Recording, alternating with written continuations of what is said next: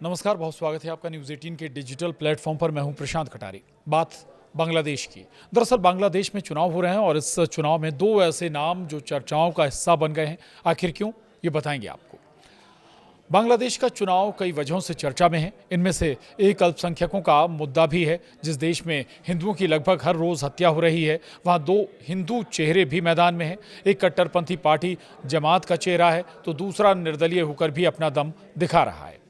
तो बांग्लादेश में 12 फरवरी को होने वाले संसदीय चुनाव में धार्मिक और जातीय अल्पसंख्यक समुदायों के कुल 80 उम्मीदवार मैदान में हैं। चुनाव आयोग के आंकड़ों के अनुसार इनमें 12 उम्मीदवार निर्दलीय हैं, जबकि 10 महिलाएं हैं। बीएनपी और जमाते इस्लामी समेत 22 राजनीतिक दलों ने 68 अल्पसंख्यक उम्मीदवारों को टिकट दिया है।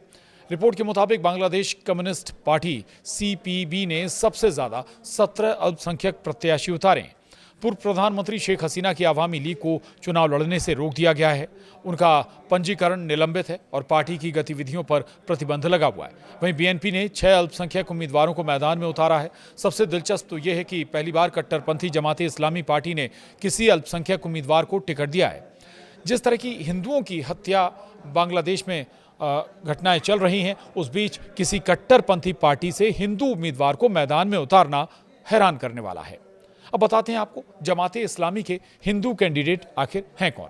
तो जमाते इस्लामी की ओर से कृष्णा नंदी मैदान में है, जो एक हिंदू और व्यवसायी हैं और खुलना एक सीट से चुनाव लड़ रहे हैं।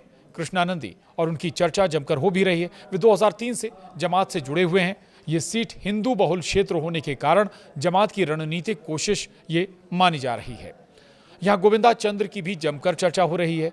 इसके अलावा बांग्लादेश नेशनल हिंदू महाजोत के महासचिव गोविंदा चंद्र प्रमाणिक गोपालगंज 3 सीट से निर्दलीय उम्मीदवार के रूप में चुनाव लड़ रहे हैं। उनका नामांकन पहले खारिज हुआ था, लेकिन चुनाव आयोग में अपील के बाद बहाल कर दिया गया। वर्तमान में चुनाव आयोग के साथ 60 राजनीतिक दल पंजीकृत हैं, जबकि अवामी लीग अब भी चुनाव प्रक्रिया से बाहर है। ये सीट कभी शेख हसीना के पास थी। यहाँ करीब 3 लाख से ज़्यादा मतदाता हैं, जिनमें लगभग 80% अल्पसंख्यक हैं। गोविंदा ने मतदान के दिन सुरक्षा को सबसे बड़ी चुनौती बताया है। गोपालगंज शेख हसीना के पिता और देश के संस्थापक शेख मुजीबुर रहमान का जन्म स्थान है। बता दें आपको, बीएनपी ने 6 अल्पसंख्यक उम्मीदवारों को टिकट दिया है। पार्टी के घेश्वर चंद्र राय ढाका 3 से, निताय रॉय चौधरी मगुरा 2 से, कपिल कृष्णा मंडल बगेरहट 1 से, सोमनाथ डे बगेरहट 4 से, दीपेन दीवान रंगमती से और सचिन प्रायु बंदर बंद से चुनाव लड़ रहे हैं। तो माफ़ कीजिएगा, बांग्लादेश में दरअसल चुनाव हो रहे हैं और इसमें ये एक अच्छा संकेत है कि अगर कुछ अल्पसंख्यकों को भी यहाँ पार्टियों ने, राजनीतिक दलों ने टिकट दिया है। आज के इस वीडियो में इतना ही। नमस्कार।